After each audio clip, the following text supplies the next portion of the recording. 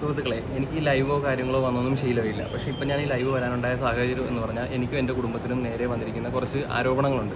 ആ ആരോപണങ്ങളിലെ വസ്തുത എന്താണെന്ന് മറ്റുള്ളവർ അറിയണം. കാരണം സത്യാവസ്ഥ എന്താണെന്ന് അറിയാതെ കുറേ സമൂഹ മാധ്യമങ്ങളിലൂടെ എൻ്റെ അനിയനെ കുറച്ച് സമയങ്ങളായിട്ട് എല്ലാവരും ആക്രമിച്ചുകൊണ്ടിരിക്കുകയാണ്. അപ്പോൾ നെഗറ്റീവ് കമൻറ്റുകൾ ഒരുപാട് കണ്ടു. അപ്പോൾ അതിനെതിരെ ഒന്ന് പ്രതികരിക്കണമെന്ന് തോന്നി എനിക്ക്. കാരണം ഇന്നലെ വരെ നമുക്ക് ഇതിനെക്കുറിച്ച് പറയാനുള്ള സമയമില്ലായിരുന്നു. കാരണം അനിയൻ സീരിയസ് ആയിട്ടിരുന്നത് കാരണം ഞങ്ങൾ അതിൻ്റെ പുറകെ ഓട്ടവും കാര്യങ്ങളുമായിരുന്നു. അപ്പോൾ നമുക്ക് ഇതിൻ്റെ പുറകെ സമയമില്ല. എന്നാൽ എതിർഭാഗത്തുള്ളവർക്ക് അതിന് ഒത്തിരി സമയം കിട്ടിയിട്ടുണ്ട്. കാരണം അവർക്ക് പരിക്കോ കാര്യങ്ങളൊന്നും ഇല്ല. അവരവരുടെ കാര്യങ്ങൾ നോക്കിപ്പോയത് കാരണം അവർക്ക് ഇതിനുള്ള സമയം കിട്ടി. നമുക്ക് അതിനുള്ള സമയം കിട്ടില്ല. ഇതിൻ്റെ അകത്ത് വന്നിരിക്കുന്ന കുറച്ച് ആരോപണങ്ങളെന്ന് പറഞ്ഞാൽ എൻ്റെ അനിയൻ ജോലി ചെയ്യുന്ന സ്ഥാപനത്തിൽ ഇന്നലെ അറിയായിരിക്കും, എല്ലാവരും വീഡിയോ കണ്ടു കാണും. അല്ലെന്നുണ്ടെങ്കിൽ ആ വീഡിയോ ഇപ്പോൾ ഇതിൻ്റെ ഒപ്പം ഞങ്ങൾ പിൻ ചെയ്ത് വെക്കാം. ഈ പറയുന്ന പ്രശ്നം, അതായത് ഒരു നേഴ്സിനെ മാനസികമായും ശാരീരികമായും നിരന്തരം പീഡിപ്പിച്ചതിൻ്റെ പ്രകാരമാണ് അവരുടെ ഹസ്ബൻഡ് വന്ന് അവനെ തല്ലി എന്നുള്ള രീതിയിലാണ് പരാമർശം നടത്തിയിരിക്കുന്നത്. എനിക്ക് ചോദിക്കാനുള്ളത്, ഒരു തുച്ഛമായ ശമ്പളത്തിനാണ് ആ കുട്ടി അവിടെ ജോലി ചെയ്തിരിക്കുന്നത്. എനിക്ക് തോന്നുന്നു ഏകദേശം 4000 രൂപയ്ക്കാണ് അവിടെ ജോലി ചെയ്തിരിക്കുന്നത്. ഈ 4000 രൂപ എന്ന് പറയുന്നത് നമ്മുടെ നാട്ടിൽ വലിയ തുകയൊന്നുമില്ല, ചെറിയ തുകയാണ്. ആ കുട്ടിക്ക് ഈ ഡോക്ടറിൻ്റെ ഈ മാനസികമായും ശാരീരികമായിട്ടുള്ള പീഡനങ്ങൾ സഹിച്ച് അവിടെ ജോലി ചെയ്യേണ്ട ആവശ്യമില്ല. ഒരു ഗവൺമെൻറ് ജോലിയോ 40,000 രൂപ ശമ്പളമാണെന്നുണ്ടെങ്കിൽ അത്രയും മൂല്യമുള്ളൊരു ജോലിയായി കരുതി ആ കുട്ടി അവിടെ ഇത്രയും സഹിച്ച് ജോലി ചെയ്തു നമുക്ക് പറയാം. ഈ 4000 രൂപ തുച്ഛമായ ശമ്പളത്തിന് ഇത്രയും സഹിച്ച കുട്ടി ജോലി ചെയ്തു എന്ന് പറഞ്ഞാൽ നമ്മൾ വിശ്വസിക്കണം.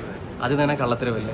അതിൻ്റെ ഒപ്പം പിന്നെയും പറഞ്ഞിരിക്കുന്നത്, ഭർത്താവ് ഡോക്ടറോട് ചോദിക്കാൻ ചെന്നപ്പം ഭർത്താവ് നേഴ്സുമാരെ വെപ്പാട്ടിയായിട്ടാണ് കാണുന്നത് എന്നുള്ള രീതി ഡോക്ടർ പരാമർശം ചെയ്യുന്നത്. ഇത്രയും ആൾക്കാരുമായിട്ട് കയറി ചെല്ലുമ്പോഴത്തേക്കും ഒരു ഡോക്ടർ ഒറ്റയ്ക്കിരിക്കുന്ന ഒരാൾ ഇത്രയും വെല്ലുവിളികൾ നടത്തുമോ? അതും പരസ്യമായി അത്രയും ആൾക്കാർ വന്നു പോകുന്ന ഒരു ക്ലിനിക്കിൽ വെച്ച്. അത് തന്നെ കള്ളത്തരവല്ലേ. പിന്നെ നമ്മുടെ നാട്ടിലെ സിസ്റ്റം അനുസരിച്ചിട്ട് ഒരു പ്രശ്നം ഉണ്ടായി കഴിയുമ്പോഴത്തേക്കും കൗണ്ടർ കേസ് കൊടുക്കുക എന്നുള്ളത് നാട്ടു നടപ്പാണ്. അത് എല്ലാവർക്കും അറിയാം. പലരും വീടിൻ്റെ ജനലും ഗ്ലാസും ടിവിയും തല്ലിപ്പൊട്ടിച്ചിട്ടാണ് കേസ് കൊടുക്കുന്നത്. ഇതിൽ അങ്ങനെ ഒരു സംഭവമില്ല. കാരണം ക്ലിനിക്കിലെ CCTV ഉൾപ്പെടെയുള്ള വിഷ്വൽസിലും നാട്ടുകാരുൾപ്പെടെ കണ്ടു നിൽക്കുകയും അവൻ ഇത്രയും പരിക്ക് പറ്റുകയും ഹോസ്പിറ്റലിൽ വന്ന് ഇത്രയും അക്രമങ്ങൾ കാണിച്ചിട്ട് യാതൊരു വിധത്തിലുള്ള പരിക്കുകളും ഇല്ലാതെ അവർ 5 അംഗ സംഘം ഇറങ്ങിപ്പോകുന്നത് ആ വീഡിയോയിലൂടെ നമ്മൾ കണ്ടതാണ്. അപ്പോൾ പ്രത്യക്ഷത്തിൽ അവർക്ക് യാതൊരു വിധത്തിലുള്ള പരിക്കോ കാര്യങ്ങളോ പറ്റിയിട്ടില്ലെന്നുള്ളത് നമുക്ക് അത് കണ്ടാൽ മനസ്സിലാകും. അപ്പോൾ പരിക്ക് പറ്റാത്ത സ്ഥിതിക്ക് അവർക്കൊരു കേസ് വേണം. ആ കേസിന് അവർ കണ്ടെത്തിയിരിക്കുന്ന ഒരു ആരോപണം മാത്രമാണ് ഇതിൻ്റെ അകത്തുള്ളത്. ഇതിനകത്ത് ഞാൻ എൻ്റെ അനിയനെക്കുറിച്ച് അവന് ബോധം വന്ന സമയം മുതൽ ഈ സംഭവം, അതായത് ഈ പോസ്റ്റ് കണ്ടപ്പോൾ ഞാൻ അവനോട് ചോദിച്ചപ്പോൾ അവൻ എന്നോട് കുറേ കാര്യങ്ങൾ ഷെയർ ചെയ്തിട്ടുണ്ട്. അതനുസരിച്ച് നമ്മൾ പോലീസ് സ്റ്റേഷനിൽ നമ്മൾ പറയാൻ വില്ലിങ്ങാണ്. പക്ഷേ എന്നിരുന്നാലും ഞങ്ങളുടെ കുടുംബത്തിന്, അതായത് ഈ ഒരു ആരോപണം വന്നപ്പോഴത്തേക്കും എൻ്റെ അനിയനാണ് അല്ലെങ്കിൽ ഞങ്ങളുടെ അച്ഛനും ഒക്കെ ഇതിനെക്കുറിച്ച് ഒരുപാട് കോളുകൾ വരുന്നുണ്ട്. അത് ഞങ്ങൾക്ക് വളരെയധികം ബുദ്ധിമുട്ടുണ്ടാക്കുന്നുണ്ട്. അതുകൊണ്ടാണ് ഈ മെസ്സേജിലാന്ന് പറഞ്ഞത്. പിന്നെ ഈ കുട്ടിക്ക് ഇത്രയും പ്രശ്നങ്ങൾ എൻ്റെ അനിയൻ്റെ ഭാഗത്ത് നിന്ന് ഉണ്ടായിട്ടുണ്ടെങ്കിൽ നമ്മുടെ നാട്ടിലെ നിയമവ്യവസ്ഥയിൽ എന്തുകൊണ്ട് പരാതി കൊടുത്തില്ല?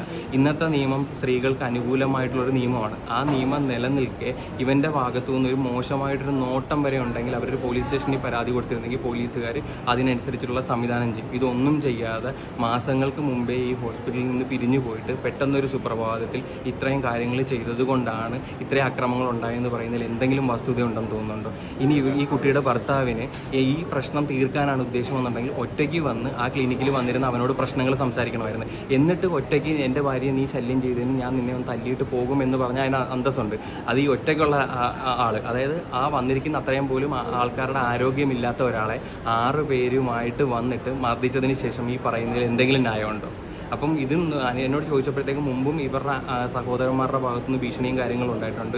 ഈ കുട്ടി 34,000-ഓളം രൂപ എൻ്റെ അനിയനിൽ നിന്ന് കടം വാങ്ങിച്ചിട്ടുണ്ട്. ആ കടം വാങ്ങിച്ച അന്ന് മുതലൊരു പ്രശ്നം ക്രിയേറ്റ് ആയിട്ടുണ്ട്. ഹസ്ബൻഡിനെ കുറിച്ച് ഒരുപാട് നെഗറ്റീവ് കാര്യങ്ങൾ പറഞ്ഞിരിക്കുന്നത് അപ്പോൾ അനിയൻ എന്നോട് പറഞ്ഞിട്ടുണ്ട്. ആ കാര്യങ്ങളെല്ലാം ഹസ്ബൻഡിനോട് ചോദിക്കുമെന്ന് പറഞ്ഞപ്പോഴത്തേക്ക് ആ കുട്ടി പ്ലേറ്റ് തിരിച്ചതാകാം. പിന്നെ എൻ്റെ അനിയൻ തയ്യാറാണ് അവനെതിരെ വന്നിരിക്കുന്ന ഈ ആരോപണം തെളിയിക്കാൻ വേണ്ടിയിട്ട്. അതിനാൽ അവൻ്റെ ഫോണും അവൻ്റെ വാട്സപ്പും എല്ലാം നമ്മൾ സൈബർ സെല്ലിൻ്റെ മുമ്പിൽ നമ്മൾ സറണ്ടർ ചെയ്യാൻ വില്ലിങ്ങാണ്. അതിൻ്റെ അകത്ത് എൻ്റെ അനിയൻ്റെ ഭാഗത്തുനിന്ന് വന്നിരിക്കുന്ന മോശം മെസ്സേജുകൾ എന്താണ്, തിരിച്ച് അവരെന്താണ് മെസ്സേജ് അയച്ചിരിക്കുന്നത്, ഇതെല്ലാം ഒന്ന് കാണണം. എന്നിട്ട് ആരുടെ ഭാഗത്താണ് കുറ്റമെന്ന് പറയണം. പിന്നെ ഒരു സ്ത്രീ വെറുതെ ഇരുന്നെന്നും പറഞ്ഞ് ഒരാണും ചുമ്മാ മെസ്സേജ് ചെയ്തോ വിളിച്ചോ ചെയ്യത്തില്ല. നമുക്ക് അവരെ ബ്ലോക്ക് ചെയ്യാം, വാട്സപ്പിലാണെങ്കിലും കോളാണെങ്കിലും ബ്ലോക്ക് ചെയ്യാം. ഇതൊന്നും ചെയ്യാതെ ഈ ശല്യം സഹിച്ചു പോയെന്ന് പറയുമ്പോഴത്തേക്ക് അത്ര വിശ്വസനീയമല്ല. ഇത് കൗണ്ടർ കേസ് ആണെന്നുള്ള കാര്യം എല്ലാവർക്കും ഊഹിക്കാവുന്ന കാര്യമാണ്. ഇതാണ് ഇപ്പോൾ അനിയൻ്റെ അവസ്ഥ ഇത്രയും മോശമായതുകൊണ്ട് അവനെക്കൊണ്ട് സംസാരിപ്പിക്കാൻ പറ്റാത്തതുകൊണ്ട് മാത്രമാണ് ഞാനിത് ചെയ്യുന്നത്. ഞങ്ങളിത് കഴിഞ്ഞിട്ട് ആ ക്ലിനിക്കിലേക്ക് പോകുന്നത്. കാരണം ഇത്രയും അപമാനങ്ങളും സഹിച്ചുകൊണ്ട് അവനാണെങ്കിൽ ഇവിടെ മാനസികമായിട്ട് തളർന്നു നിൽക്കുക, ഇവിടെ കിടക്കാനായിട്ട് തയ്യാറല്ല. ഞങ്ങളിപ്പോൾ ഹോസ്പിറ്റൽ മാനേജ്മെൻറ്റുമായിട്ട് സംസാരിച്ചിട്ടുണ്ട്. നമ്മളിപ്പോൾ ഇവിടുന്ന് ചോദിച്ച് ഡിസ്ചാർജ് ആകുക. അതിനുശേഷം ക്ലിനിക്കിൽ പോയി ക്ലിനിക്കിലുള്ളവരുമായിട്ട് സംസാരിച്ചിട്ടുള്ള വീഡിയോ ഇടാം.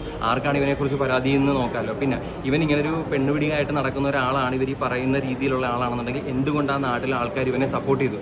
ഇന്നലെ ഇവനൊരു അപകടം വന്നു എന്നറിഞ്ഞപ്പോൾ അവിടെയുള്ള ആൾക്കാരെല്ലാം കൂടെ ചേർന്ന് പ്രതിഷേധിക്കുകയോ ചെയ്യുന്നത്. ഇത്രയും മോശക്കാരനായ ഒരു വ്യക്തിയാണ് ഇവനെങ്കിൽ ഒരാൾ പോലും അവൻ്റെ കൂടെ നിൽക്കില്ലായിരുന്നു. അവിടുത്തെ സ്ത്രീകളുണ്ട്, പുരുഷന്മാരുണ്ട്, എല്ലാവരും ഉണ്ട്. അവരെല്ലാവരും എന്തിനും ഇവനെ സപ്പോർട്ട് ചെയ്തു? ഒരു ഒരു പെണ്ണിനെതിരെ ഒന്ന് നോക്കി പോലും അല്ലെങ്കിൽ എന്തെങ്കിലും കളിയാക്കുക വരെ ചെയ്തു കഴിഞ്ഞാൽ എത്രയും പെട്ടെന്ന് പരക്കുന്ന നാളാണ് നമ്മുടേത്. അപ്പോൾ ഇവൻ ഒരു സ്ഥാനത്തിരുന്നു കൊണ്ട് വന്നിരിക്കുന്ന ഒരു സ്ത്രീയോട് മോശമായി പെരുമാറിയെങ്കിൽ ആ ലൊക്കാലിറ്റിയിൽ പണ്ടേ ഇത് പടർന്നു പിടിക്കേണ്ട സമയം കഴിഞ്ഞ് എല്ലാവരും അറിയണ്ടേ. അങ്ങനെ ഒരു സംഭവം ഇല്ലാത്തതുകൊണ്ടല്ലേ 10 പേരെങ്കിൽ 10 പേർ അവൻ്റെ കൂട്ടത്തിൽ അവന് വേണ്ടിയിട്ട് ഇന്നലെ പ്രതിഷേധമായിട്ട് ഇറങ്ങിയത്. അപ്പം ഇതിൻ്റെ അകത്ത് സത്യാവസ്ഥ തെളിയിച്ചേ പറ്റത്തുള്ളൂ. ആ രീതിയിൽ തന്നെ മുന്നോട്ട് പോകാം. നിലവിൽ എനിക്ക് വീഡിയോയിൽ വന്നിട്ട് പറയാനോ എല്ലാ കാര്യങ്ങളും പറയാനുള്ള ഒരു അവസ്ഥയിലല്ല. എനിക്ക് എണീറ്റിരിക്കുമ്പോൾ തല കറങ്ങുന്നുണ്ട്, ഇതേപോലെ തല വേദന എടുത്തിട്ടും പെരുപ്പ് കൊണ്ടും ഇപ്പോൾ ഒരുപാട് അനാജസിക്കലാണ് ഞാനിപ്പോൾ ഇവിടെ ഇങ്ങനെ നിന്ന് സംസാരിക്കുന്നത്. എന്നിരുന്നാൽ പോലും എൻ്റെ കുടുംബത്തിനും അതേപോലെ എന്നെ പറ്റിയും വന്നിട്ടുള്ള ആരോപണങ്ങൾക്ക് ഇപ്പം അല്ലെങ്കിൽ ഒരുപാട് കോളുകൾ അത് സംബന്ധിച്ച് വരുന്നതിനൊന്നും എനിക്ക് ഇപ്പോഴത്തെ ഈ ഒരു അവസ്ഥ സംഭവിച്ചിട്ടുണ്ടെങ്കിലും ആ മാനസികാവസ്ഥയിൽ എനിക്ക് ഇരിക്കാൻ പറ്റുന്നില്ല. അതുകൊണ്ടാണ് ഇപ്പോൾ ഇങ്ങനെ വീഡിയോ ചെയ്യുന്നത്. ഇപ്പോൾ ഈ വീഡിയോ പറഞ്ഞ പോലെ തന്നെ ചേട്ടൻ പറഞ്ഞു എന്താ സംഭവിച്ചതെന്നുള്ളത്. ആ കുട്ടിക്ക് ഇതുവരെ ഒരു മോശമായിട്ടുള്ള ഒന്നും പറയണ്ട അല്ലെങ്കിൽ എന്താ സംഭവിച്ചിട്ടുള്ളതെന്ന് ആരും അറിയണ്ടെന്ന് വിചാരിച്ചിട്ട് മാത്രമാണ് ഇതുവരെ പല മാധ്യമങ്ങൾ ചോദിച്ചപ്പോൾ പോലും ഇതിനെക്കുറിച്ചുള്ള ഒന്നും നമ്മൾ പറഞ്ഞിട്ടില്ല. പക്ഷേ ഈ സാഹചര്യത്തിൽ ഇനിയും പറയാതിരുന്നു കഴിഞ്ഞാൽ ഇത്രയും കാലം ഞാൻ അവിടെ വർക്ക് ചെയ്തിരുന്ന പോലും എല്ലാം സീറോ ആയി മാറുക എന്നുള്ളതാണ്. ഒന്നും ആർക്കും ഒരു പ്രയോജനം ഇല്ലാത്ത പോലെ. ഞാൻ അവിടെ 1.5 കൊല്ലമായിട്ട് ജോലി ചെയ്ത് വന്നുകൊണ്ടിരിക്കുന്ന ആളാണ്. 1.5 കൊല്ലമായിട്ട് അവിടെയുള്ള ആളുകളെല്ലാം ഞാൻ സഹകരിക്കുന്നു. എല്ലാവർക്കും ഞാൻ അവിടെ ഇരിക്കുന്നതുകൊണ്ടുള്ള സന്തോഷമുള്ളതുകൊണ്ട് മാത്രമാണ് ഇത്രയും പേര് ഈ ഒരു പ്രശ്നം ഉണ്ടായപ്പോൾ എന്നെ സപ്പോർട്ട് ചെയ്ത് പറഞ്ഞത്. ഒരാളോടെങ്കിലും ഞാൻ അപമര്യാദയായിട്ട് പെരുമാറിയിരുന്നെങ്കിൽ ആരും എന്നോട് ഈ പറഞ്ഞ പോലെ ഈ സ്നേഹം കാണിക്കത്തില്ല.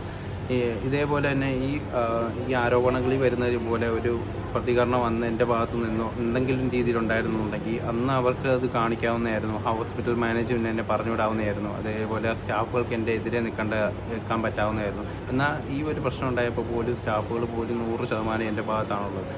പിന്നെ ഈ വന്നിരിക്കുന്ന ആരോപണം എന്ന് പറഞ്ഞു കഴിഞ്ഞാൽ ഞാൻ അപമര്യാദയായിട്ട് പെരുമാറി, അങ്ങനെ അത് സഹിച്ച് ആ കുട്ടി നിന്നു. അതിനുശേഷം ഇങ്ങനെ ആ കുട്ടിയെ പറഞ്ഞു വിടുന്നു. ഇതെല്ലാം ഇങ്ങനെയുള്ള സാഹചര്യങ്ങളൊക്കെയാണ് പറഞ്ഞു വരുന്നത്. പക്ഷേ ഉണ്ടായിട്ടുള്ള സാഹചര്യം എന്ന് പറഞ്ഞു കഴിഞ്ഞാൽ കുട്ടി 4000 രൂപയ്ക്ക് വേതനത്തിനാണ് അവിടെ ജോലിക്ക് കയറിയത്. ട്രെയിനിയായിട്ട് എൻ്റെ അണ്ടറിലാണ് കയറിയത്. അവിടെ ജോലി ചെയ്യുമ്പോഴെല്ലാം ഈ പറഞ്ഞ പോലെ ഞാൻ സഹായിക്കാൻ വേണ്ടി മാത്രമേ മാക്സിമം ശ്രമിച്ചുള്ളൂ. ഒരു ആരോഗ്യ മേഖലയായിട്ടൊരു ബന്ധമില്ലാത്ത ആ കുട്ടിക്ക് ഇതിൻ്റെ അനുഭവങ്ങൾ ഉണ്ടാക്കി കൊടുക്കുക, പേഷ്യൻസിന് പല കെയറും കൊടുക്കാനുള്ള കാര്യങ്ങൾ മാത്രം ഉപദേശിച്ചു തരെ കൊടുത്തുള്ളൂ.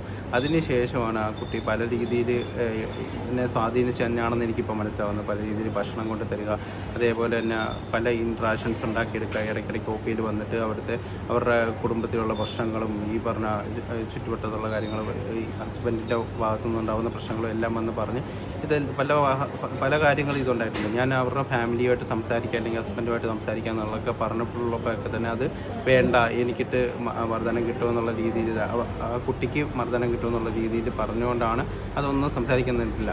അതേപോലെ ഞാൻ ഡ്യൂട്ടി ഇരിക്കുമ്പോഴും എൻ്റെ വൈഫായിട്ട് ഇതേപോലെ അന്ന് കല്യാണം കഴിഞ്ഞിട്ടില്ല, ഞങ്ങൾ പുറത്ത് പോകുമ്പോഴും എല്ലാം ഇതേപോലെ തന്നെ പല സമയത്ത് വിളിച്ചിട്ടുണ്ട്. ഇതേപോലെ പല പൈസകൾ ആവശ്യപ്പെടുകയും ചെയ്തിട്ടുണ്ട്. ഏകദേശം 34,000 രൂപയോളം ഇതേപോലെ പല സാഹചര്യങ്ങളിലേക്ക് ക്യാഷായിട്ട് അന്ന് ഈ ചോദിച്ച ഒ.പിയിൽ വന്ന് പൈസ ചോദിച്ചിട്ടുള്ളപ്പോഴൊക്കെ ഞാൻ കൊടുത്തിട്ടുണ്ട്. കടവായിട്ട് ചോദിച്ചിട്ടുള്ളപ്പോഴൊക്കെ. എന്നാൽ ഇത് പലതവണയായിട്ട് പിന്നെയും പൈസ ചോദിച്ചുകൊണ്ടിരുന്നപ്പോഴാണ് ഞാൻ ഈ ഭർത്താവിനോട് ഞാൻ സംസാരിക്കട്ടെ അല്ലെങ്കിൽ വീട്ടുകാരോട് ഞാൻ സംസാരിക്കട്ടെ എന്നുള്ള കാര്യം പറഞ്ഞപ്പോഴത്തേക്കും ആണ് അവർ ഈ പ്ലേറ്റ് തിരിച്ചിട്ട് ഈ ഒരു കഥയായിട്ട് വരുന്നത് സംഭവം. അന്ന് അങ്ങനൊരു സംഭവം ഉണ്ടായിട്ടുണ്ടായിരുന്നുണ്ടെങ്കിൽ ഇവർക്ക് എന്തുകൊണ്ട് പരാതിപ്പെട്ടിട്ടില്ല? ഇപ്പോൾ ഈ പ്രശ്നത്തിനെല്ലാം ശേഷം ആ കുട്ടി ഈ പൈസയായിട്ട് ഇങ്ങനെ എല്ലാം ചെയ്തതിന് ശേഷം നമ്മൾ തിരിച്ച് ചോദിച്ച് വീട്ടുകാരായിട്ട് സംസാരിക്കാമെന്ന് പറഞ്ഞ് ഇതെല്ലാം പ്ലേറ്റ് മാറി വീട്ടുകാർ ഇത് അറിയുന്നുണ്ടോയെന്ന് എനിക്കറിയില്ല. ഇനി വീട്ടുകാരും കൂടെ അവരുടെ കൂടെ നിന്നിട്ട് ഇത് ചെയ്യുന്നതാണോന്ന് എനിക്കറിയാൻ പാടില്ല.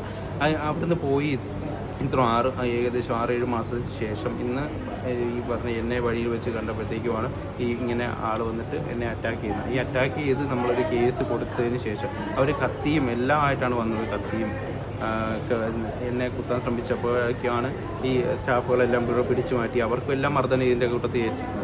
അപ്പോൾ ഈ സംഭവം എല്ലാം ഉണ്ടായി അവർക്ക് ഒരു ജാമ്യമില്ലാ വകുപ്പിൽ കേസ് വരുന്നു എന്നുള്ളൊരു സംഭവം വന്നപ്പോഴാണ് ഈ ഒരു കുട്ടിയെ വെച്ചുകൊണ്ട് ഇങ്ങനെയുള്ള രീതിയിൽ പറഞ്ഞുകൊണ്ട് വരുന്നത്. നമ്മൾ ഇപ്പം ഞാൻ ആ പറഞ്ഞ പോലെ ഈ സംഭവങ്ങൾ പറഞ്ഞിട്ട് ആ ഒരു കുട്ടിക്ക് അങ്ങനെ ഒരു നെഗറ്റീവായിട്ടുള്ള സ്റ്റേറ്റ് ഉണ്ടാവണ്ട എന്നുള്ളത് വെച്ചിട്ട് നമ്മളിതുവരെ പറഞ്ഞിട്ടില്ല. പക്ഷേ ഇനിയും അത് പറയാതിരുന്നു കഴിഞ്ഞാൽ ഇല്ലാത്ത കാര്യങ്ങൾക്കെല്ലാം ഞാൻ സഫർ ചെയ്യേണ്ട ഒരു ബുദ്ധിമുട്ട് വരും. നിങ്ങൾ ആലോചിച്ചാൽ മതി, ഒരു കുറ്റമെങ്കിലും ഞാൻ ഉണ്ടാക്കിയിരുന്നെങ്കിൽ ആ നാട്ടിൽ എനിക്ക് ഇത്രയും ഒരു സപ്പോർട്ട് കിട്ടത്തില്ല. എല്ലാവരും എന്നെ സപ്പോർട്ട് ചെയ്ത് സ്നേഹിച്ചും സംസാരിക്കത്തില്ല. ഇങ്ങനൊരു ആരോപണം വന്നിട്ടുണ്ടായിരുന്നുണ്ടെങ്കിൽ അന്ന് അവർക്കത് ആക്ഷൻ എടുക്കാൻ പറ്റാവുന്നതാണ്. ഇതൊന്നും ഉണ്ടായിട്ടില്ല. ഇപ്പോൾ എൻ്റെ ഈ തലപൊട്ടി ഞാൻ ആശുപത്രിയിലായി കേസ് കൊടുത്തതിന് ശേഷം ഇതൊരു കൗണ്ടർ കേസായിട്ട് വരുമ്പോൾ തന്നെ എല്ലാവർക്കും മനസ്സിലാവാവുന്നേ ഉള്ളൂ. ഞാൻ എന്ത് കാര്യത്തിനും പോലീസിനോടോ എല്ലാത്തിനോടും സഹകരിക്കാൻ ഞാൻ റെഡിയാണ്. പഴയ ചാറ്റുകളും കാര്യങ്ങളും എല്ലാം റിക്കവർ ചെയ്യുക, എല്ലാം എടുക്കാൻ പറ്റാവുന്നതാണ് ഇന്നത്തെ ഒരു രീതി വെച്ച്.